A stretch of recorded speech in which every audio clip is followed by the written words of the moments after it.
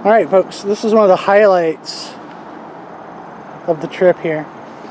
Is the Wright Brothers National Museum here at Carillon Park. So let's go in and let's take a look. I've been working with it day and night. I haven't seen them this excited the old bike in a shop. long time. It seems that every single evening, Orv says he can hardly wait for the morning to come to get back at it. Don't want to get Angie on film. Part of the Wright Brothers workshop.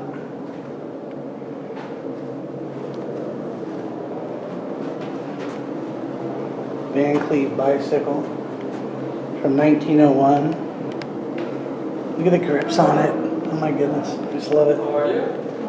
Good. Have you all been here before? Yes. You say yes? Yeah. Okay, good. Your You know name? your way around then. If you have any questions, I'll be around, or George will be around too to answer whatever questions you might have. Okay. Otherwise, This is another of the workshops. You can see like rudders and things they were working on here. Rudders and kites.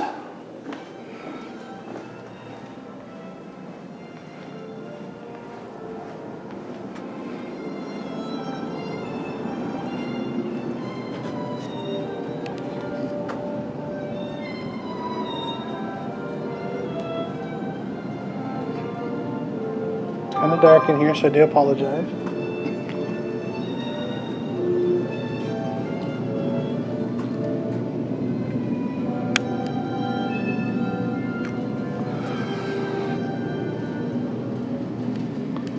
Wow.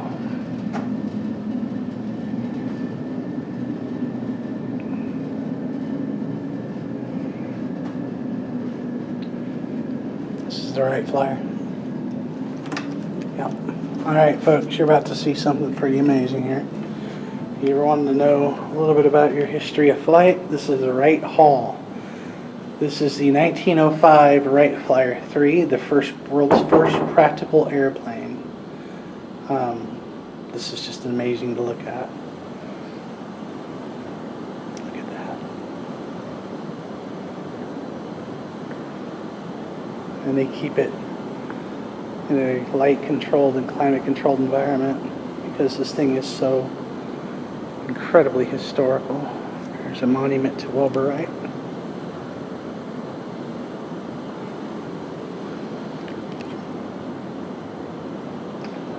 Monument to Orville.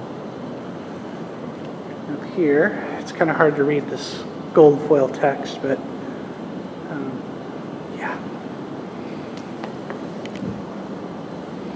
There's tail fins. You can see where Orville or Wilbur would have been laying on this thing when they flew it. You see the props.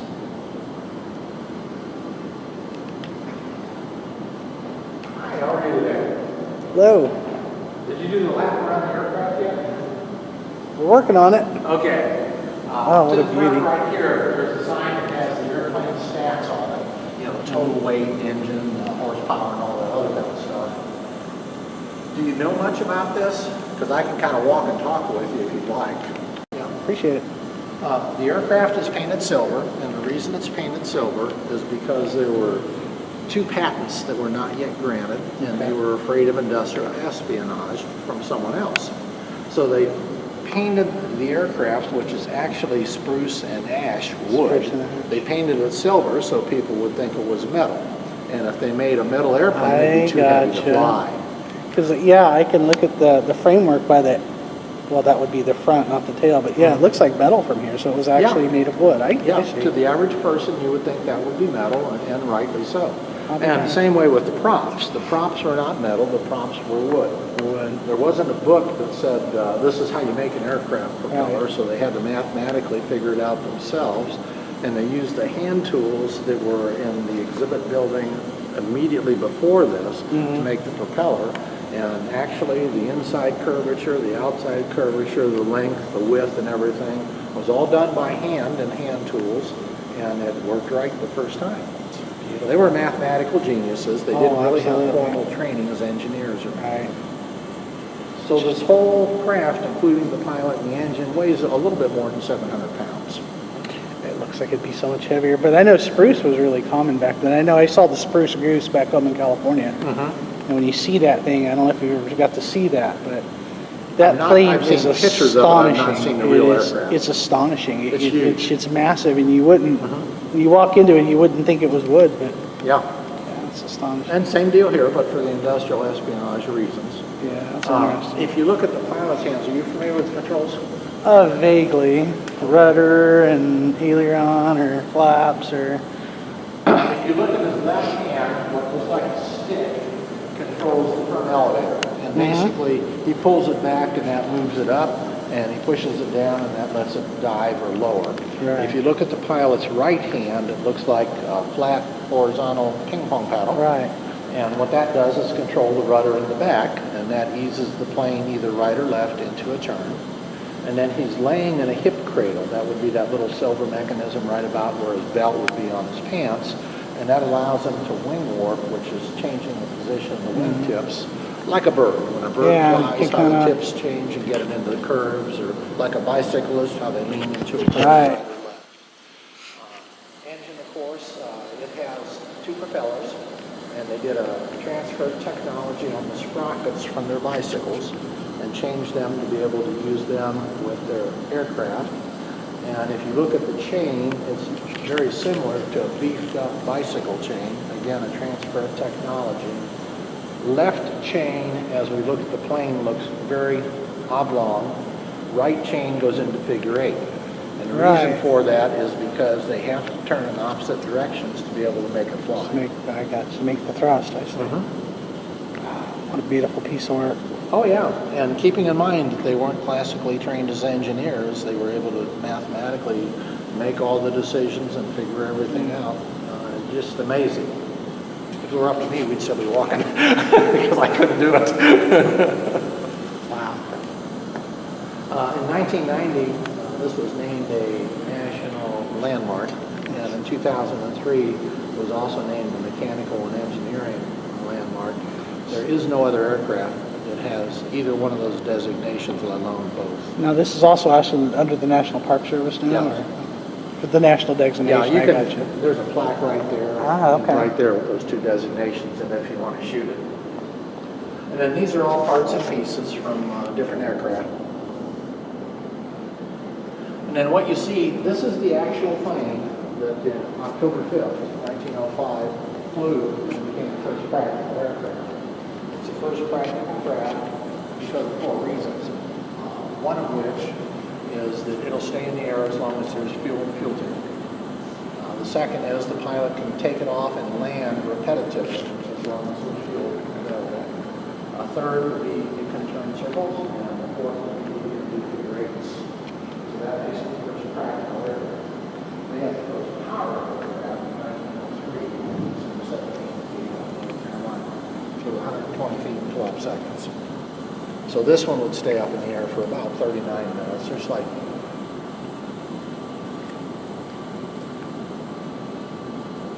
It's beautiful. When I first came to Dayton, I got to visit Woodland for their cemetery. And Oh, it did you? was Okay. Astonishing. It was just Well, their powerful. family Powerful. gravesite is out there, and if you walked into our first room of this exhibit, you saw a little plaque on the wall about how the Wright Brothers were actually printers first, Yeah. and then they became bicyclists, and then they stepped into aviation.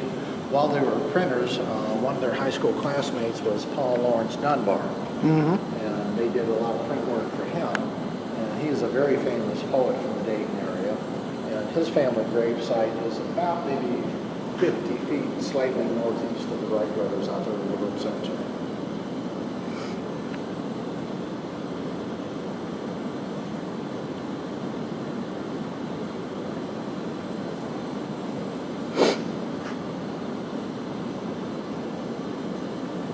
So this was the third, or the first and the second, whatever became of them. Well, it's the flyer. They were, as they developed each plane and added improvements to it, they would change the designation. And this was the 1905 flyer, Okay. as opposed to the 1903. So this is the first practical aircraft, whereas the 1903 was the first powered aircraft. I see. Okay.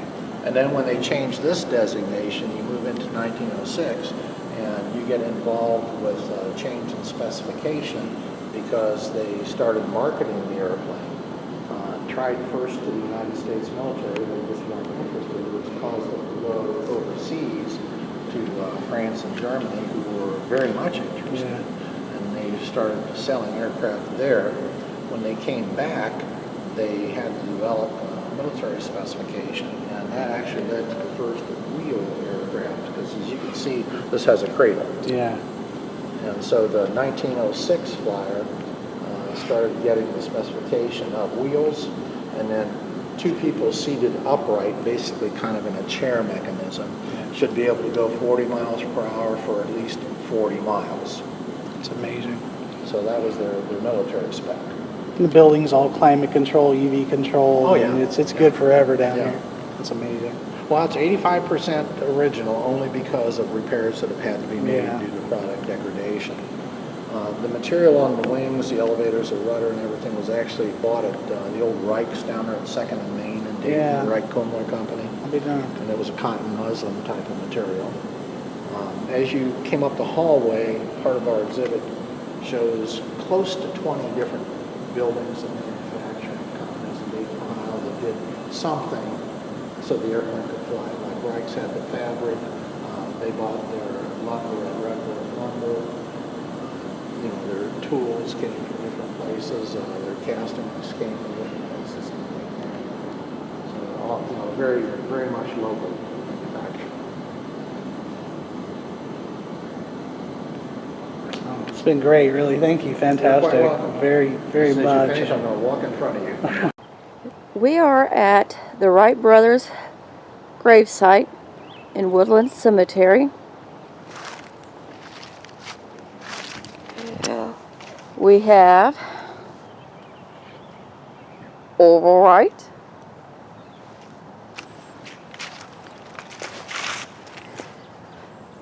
Wilbur Wright, their sister Kathleen Wright Haswell,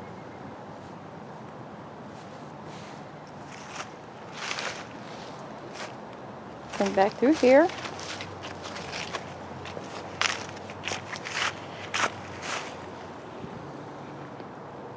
I do believe this is their mother, Suzanne. Here is, I believe, their father, Milton. And there's another family member here, I believe, with a little headstone named Otis. Let's see if I can zoom in so we can see the headstone a little bit better.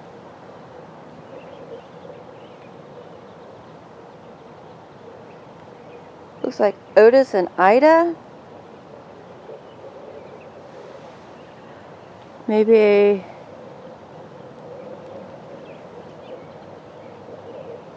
a child of Milton and Suzanne.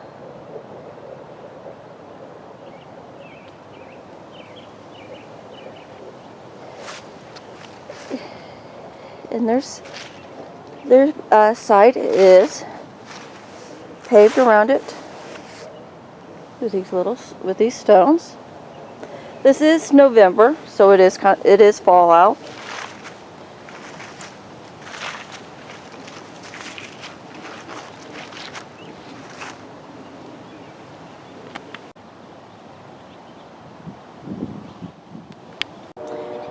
We are now at the gravesite of Paul Laurence Dunbar, as you could tell in the Carillon Park part of this video. Paul Laurence Dunbar worked with and for the Wright Brothers. This is his grave.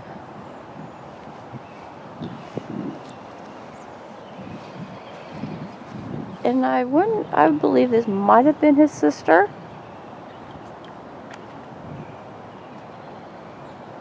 I'm not 100% sure. So this concludes the Wright Brothers video, including Paul Laurence Dunbar, the poet. And keep an eye out for the woodland project that we're going to be working on. So have a good day.